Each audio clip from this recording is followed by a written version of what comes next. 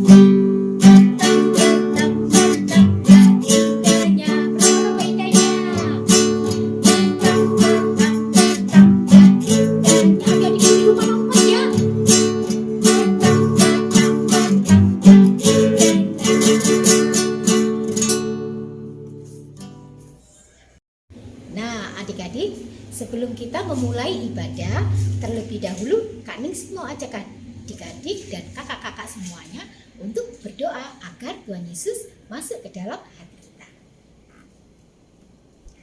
Tuhan Yesus, terima kasih Tuhan. Tuhan sudah mengumpulkan kami walaupun kami dengan ibadah melalui online. Tuhan, datanglah ke hati kami masing-masing Tuhan, agar kami dengan sungguh-sungguh untuk memuji, memuliakan nama-Mu, dan juga kami akan mendengarkan firman-Mu. Dalam nama Tuhan Yesus kami sudah berdoa. Amin. Adik-adik, kita sudah lama ya beribadah melalui online. Kan adik-adik tahu, karena banyak virus di mana-mana. Jadi kita harus sabar ya, sampai menunggu virus itu benar-benar hilang. Terlebih dahulu kita juga melakukannya ibadah online harus dengan penuh sukacita. Kita undang Tuhan Yesus masuk ke dalam rumah kita, masuk ke dalam hati kita, agar kita penuh dengan sukacita. Sekarang Kak Ningsi mau ajak adik-adik untuk menyanyikan lagu Yesus di dalam rumahku. Tentu dengan hati yang senang.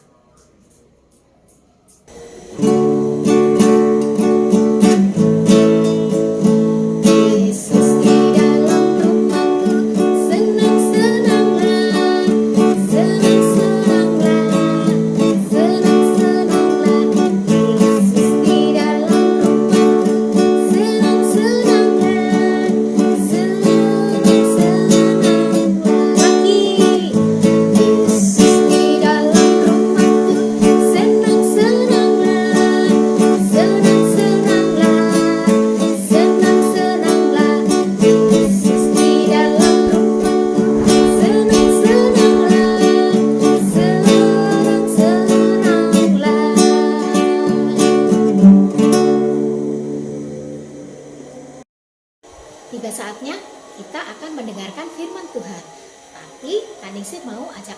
Adik terlebih dahulu untuk menyanyi lagu Firman Tuhan Ku Dengar.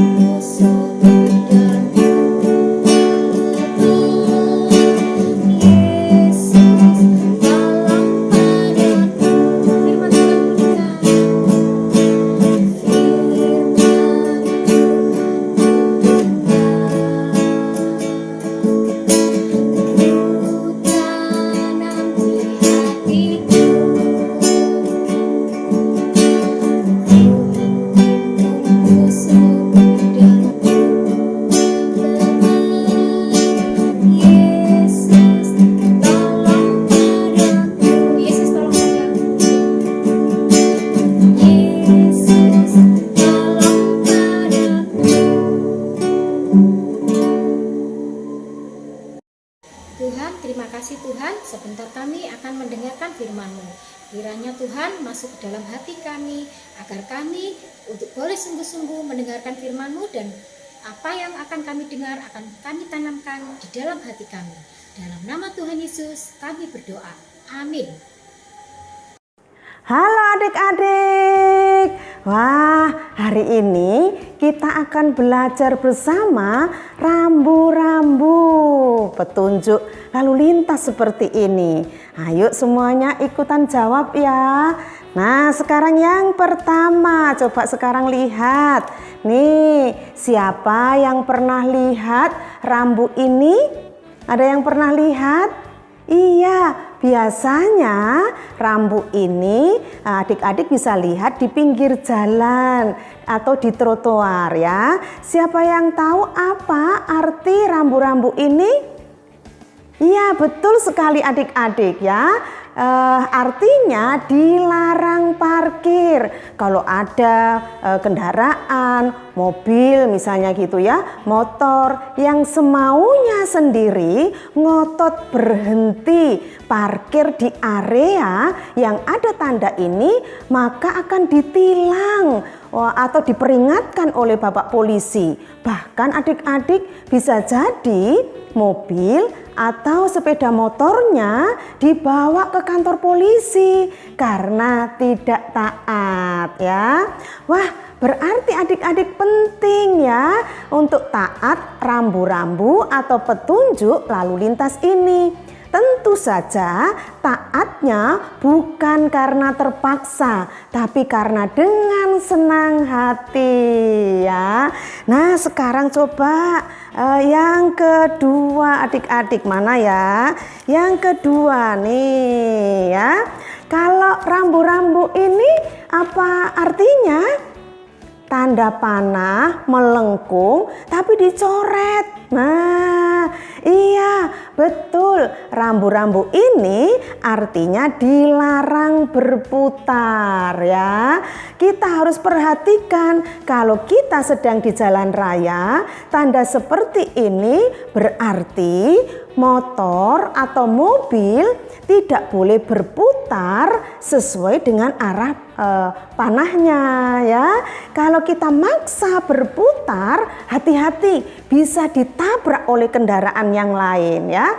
Lalu bisa juga ditilang oleh Bapak polisi, diperingatkan karena tidak mengikuti petunjuk yang ada. Nah, apalagi ya, coba sekarang kita lihat adik-adik ya.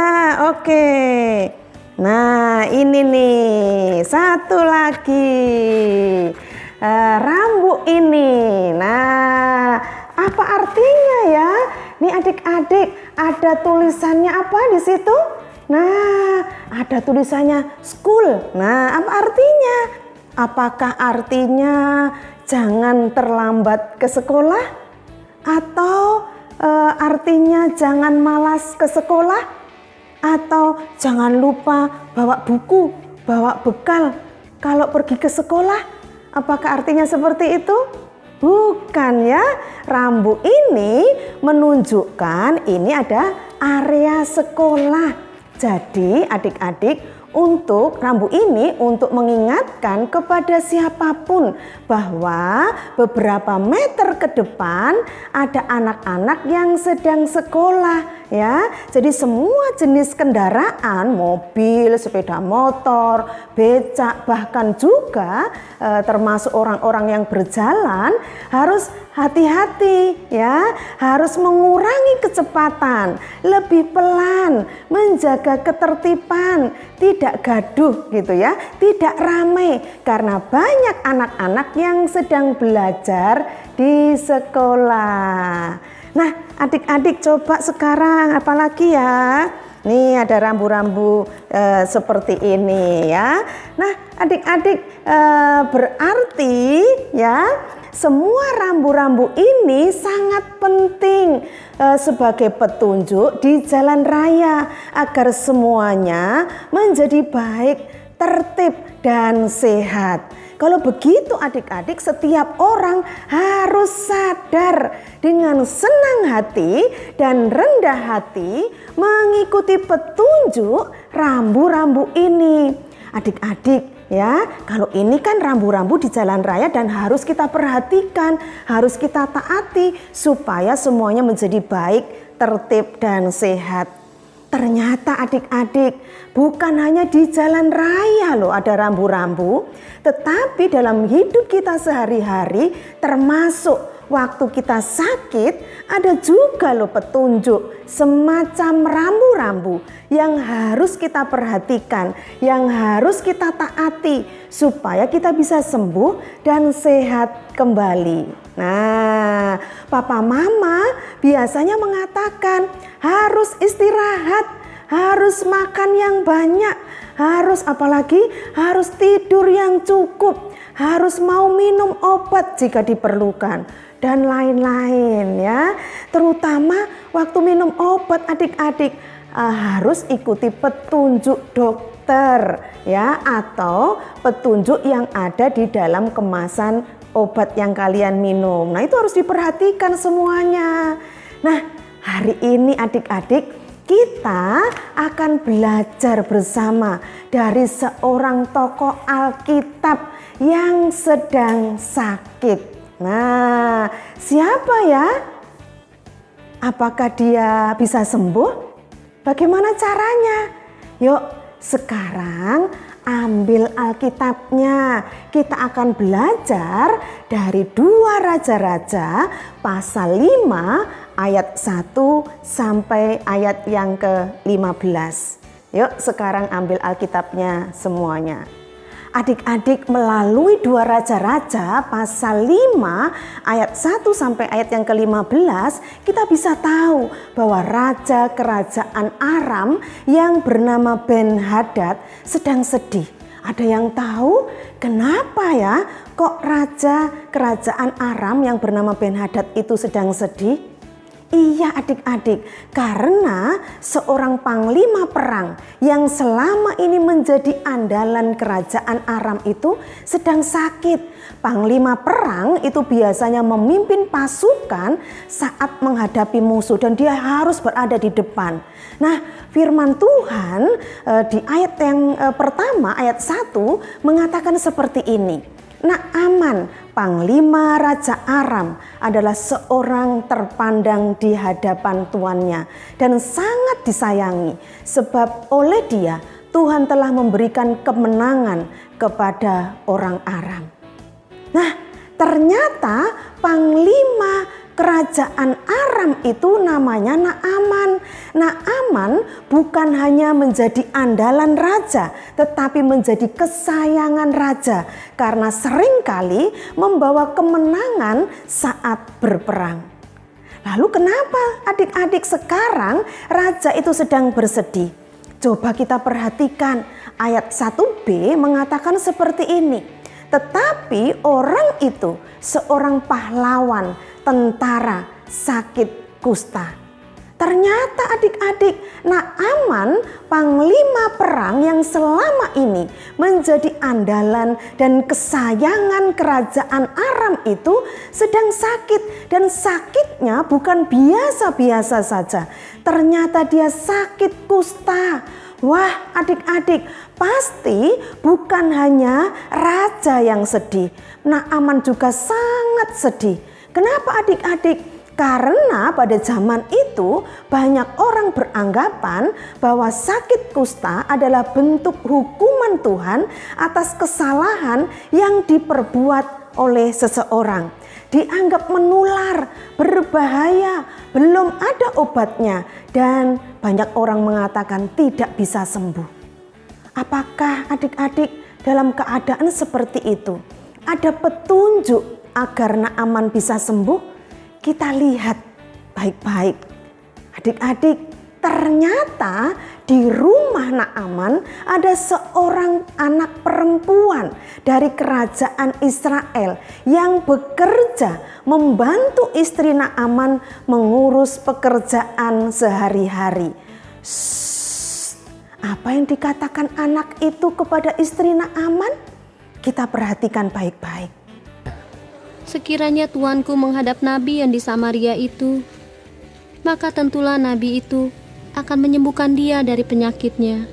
Wah, ternyata anak perempuan itu memberi petunjuk agar Naaman pergi ke Samaria menjumpai Nabi Elisa. Menurut kalian adik-adik, apakah Naaman bersedia ikuti arahan dan petunjuk perempuan kecil yang ada di rumahnya itu?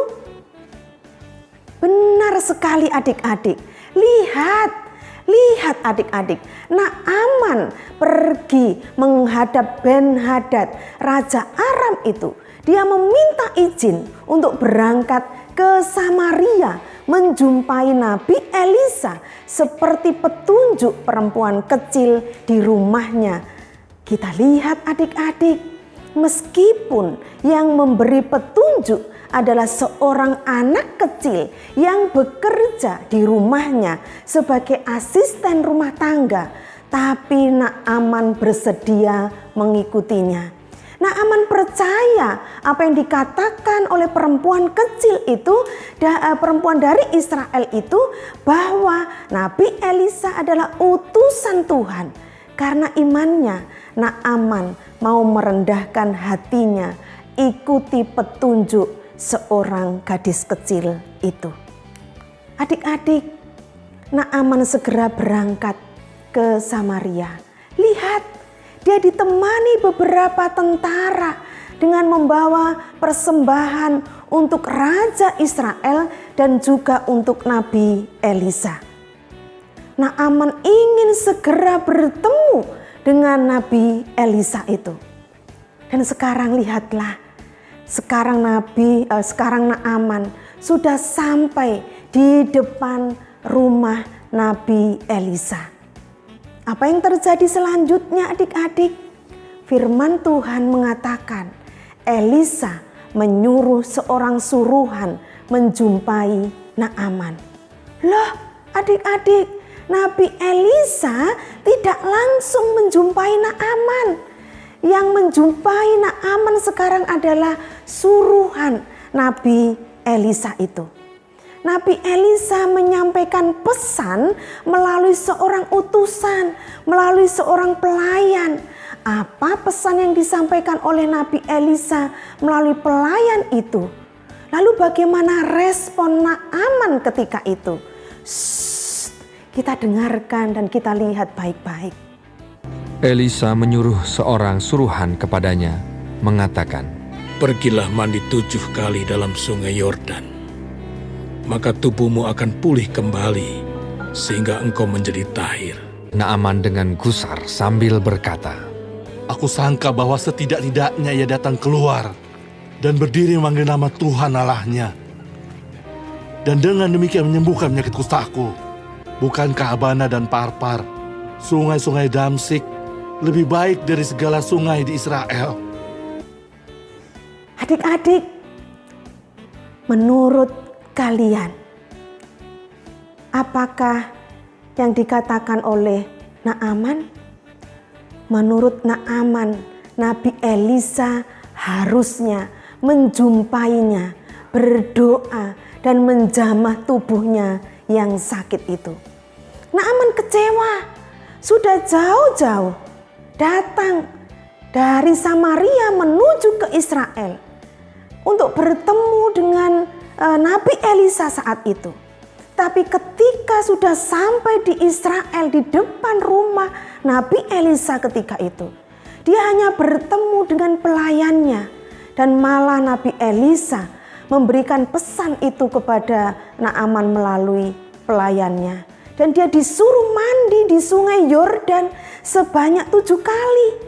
Apalagi menurut Naaman, sungai Abana dan sungai Parpar di Aram itu jauh lebih bersih daripada sungai Yordan. Naaman tidak mau pergi, tidak mau ikuti petunjuk Nabi Elisa itu. Ya, lalu bagaimana adik-adik? Kita lihat, ternyata Naaman diingatkan oleh salah satu pasukannya. Apa yang dikatakan oleh pasukan itu kepada Naaman? Kita dengarkan sekali lagi apa yang dikatakan oleh pasukan itu kepada Naaman. Tetapi pegawai-pegawainya datang mendekat serta berkata kepadanya, Bapak, seandainya Nabi itu menyuruh perkara yang sukar kepadamu, bukankah Bapak akan melakukannya? Apalagi sekarang, ia hanya berkata kepadamu, mandilah, dan engkau akan menjadi tahir. Wah, adik-adik, apakah Naaman tetap punya iman? Apakah Naaman mau ikuti petunjuk yang diberikan oleh Nabi Elisa itu? Ya, lihat, Naaman berjalan masuk ke air sungai Yordan itu. Kita ikuti adik-adik apa yang terjadi dengan Naaman. kemudian berpalinglah ia dan pergi dengan panas hati. Maka turunlah ia membenamkan dirinya 7 kali dalam sungai Yordan, sesuai dengan perkataan abdi Allah itu. Lalu pulihlah tubuhnya kembali seperti tubuh seorang anak dan ia menjadi tahir. Wow, adik-adik, Naaman sembuh. Dia percaya Nabi Elisa adalah utusan Tuhan. Bukti imannya adalah kerendahan hatinya. Ikuti setiap petunjuk yang diberikan. Meskipun dia seorang panglima perang, panglima tentara kerajaan Aram yang menjadi kesayangan, yang menjadi andalan raja saat itu. Tetapi dia mau ikuti petunjuk seorang anak perempuan pelayan di rumahnya. Taati petunjuk Nabi Elisa meskipun yang menyampaikan pesan itu adalah utusannya. Dia mau mandi 7 kali di sungai Yordan yang dianggapnya tidak sebersih sungai Abana dan juga Parpar di Aram. Akhirnya Tuhan memakai semuanya itu sehingga Naaman sembuh. Nah adik-adik, seperti yang kakak bilang, petunjuk atau rambu-rambu bukan hanya ada di jalan raya. Dalam hidup kita sehari-hari ada petunjuk atau semacam rambu-rambu yang harus kita ikuti, yang harus kita perhatikan, yang harus kita taati, apalagi waktu kita sakit. Nah, tapi masalahnya adik-adik, waktu kita sakit justru kita menjadi anak yang rewel, ya kan? Ini tidak mau, itu tidak mau, ini itu tidak mau. Jadi semuanya adik-adik maunya sendiri. Papa mama jadi sedih, bingung, barangkali juga pusing, ya kan? Padahal petunjuk, nasihat, arahan dari papa mama itu supaya adik-adik bisa cepat sembuh, bisa cepat sehat kembali. Nah, hari ini kita belajar dari Bapak Naaman adik-adik. sebagai anak-anak Tuhan, anak-anak yang percaya kepada Tuhan, anak-anak yang Kak Mani percaya punya iman kepada Tuhan, bahwa Tuhan baik, bahwa Tuhan bisa menyembuhkan kita. Maka kita belajar hari ini. Yang pertama ya, mendengar nasihat, arahan dan petunjuk dari papa, mama, guru, dan siapapun orang dewasa yang ada di sekitar kita. Karena arahan dan petunjuk itu untuk kebaikan kalian. Apalagi kalau kalian sedang sakit. Kalau misalnya papa mama nggak boleh, jangan minum es dulu. Kita harus ikuti karena adik-adik supaya sembuh. Jangan kalau kemudian kita batuk, pilek lalu maunya kita minum yang dingin-dingin, nggak mau minum obat. Nah, kita harus belajar mendengar ya. Kita harus mendengar nasihat, arahan, petunjuk yang diberikan oleh papa dan mama. Yang kedua adik-adik, bukan hanya mendengar, tapi juga yuk kita dengan senang hati, dengan rela hati, dengan rendah hati, belajar untuk taat. Bukan sambil ngomel, bukan sambil terpaksa, bukan sambil mengeluh ya, bukan sambil nangis, tapi kita dengan senang hati mau mentaati petunjuk arahan yang diberikan oleh papa dan mama dan juga anggota keluarga kita yang lain. Karena semuanya itu untuk kebaikan kita ya. Saat adik-adik mendengar dan taat petunjuk, arahan, nasihat, itu berarti kalian anak-anak yang rendah hati, tidak mengikuti kemauan sendiri ya. Yang pasti adalah rendah hati adalah salah satu bukti imanmu kepada Tuhan Yesus ya. Tuhan Yesus pasti senang melihat anak-anak yang mendengar dan taat dengan senang hati ya. Nah, seperti ayat hafalan kita hari ini, yuk kita baca sama-sama ya. 1 Petrus pasal 5 ayat 5b. Allah menentang orang yang congkak, tetapi mengasihani orang yang rendah hati. Nah, yuk sekarang kita berdoa. Semuanya lipat tangan, tutup mata, kita berdoa. Tuhan Yesus, terima kasih karena hari ini Tuhan mengajarkan kepada setiap kami melalui ketaatan Naaman, melalui iman Naaman yang sungguh-sungguh boleh diwujudkan dengan taat mengikuti petunjuk. Naaman menjadi rendah hati mengikuti petunjuk yang ada sehingga dia menjadi sembuh. Begitu juga biarlah Tuhan menolong kami menjadi anak-anak yang dengan senang hati mendengar dan juga taat petunjuk dari papa mama, dari kakak, dari guru, dari orang-orang di sekitar kami untuk kebaikan kami semua. Terima kasih Tuhan, Kau memberkati kami. Dalam nama Tuhan Yesus kami berdoa. Amin. Nah adik-adik, Kak Mani tetap pesan kepada kalian semua ya, masih di masa pandemi ini, makan makanan yang sehat adik-adik ya, jangan telat makannya, minum air putih, minum susu, dan juga makan yang banyak supaya sehat badannya ya. Lalu tidur yang cukup, jangan telat-telat juga tidurnya. Tidur yang cukup, istirahat yang baik ya. Kalau adik-adik keluar pakai masker, lalu pakai hand sanitizer. Lalu kemudian kalau pulang adik-adik cuci tangannya dengan baik ya. Lalu adik-adik tetap juga olahraga supaya badannya tetap sehat. Jangan lupa juga sudah mulai banyak tugas ya. Belajar ya, kerjakan tugasnya dengan baik dan jangan lupa menyediakan waktu, berdoa dan membaca firman Tuhan bersama dengan papa dan mama setiap hari. Lakukan semuanya itu dengan sukacita. Tuhan Yesus memberkati. Amin. Nah, adik-adik, kita akan memberikan persembahan. Nah, persembahan bisa diberikan, dimasukkan ke dalam amplop, kemudian dititipkan mama atau papa untuk memberikan ke kantor gereja, atau adik-adik bisa memberikan melalui QR scan berikut di bawah ini.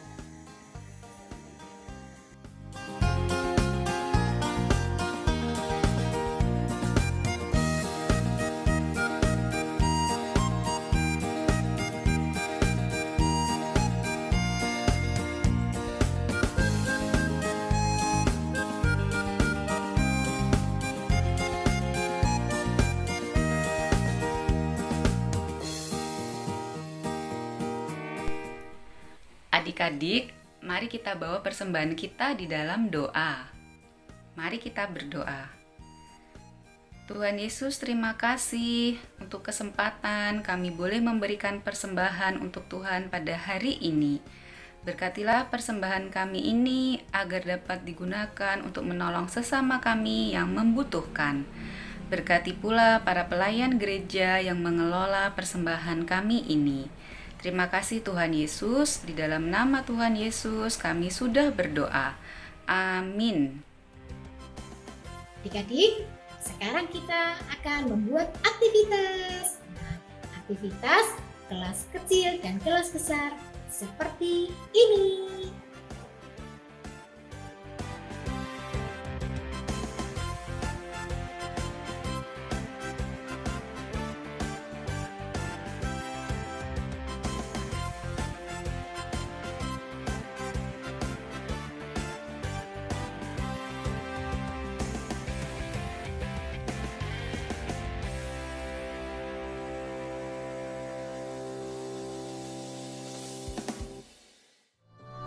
Adik-adik, Kak Ningsi mewakili kakak-kakak yang lainnya mengucapkan selamat ulang tahun bagi adik-adik yang berulang tahun. Tuhan Yesus memberkati kalian semuanya.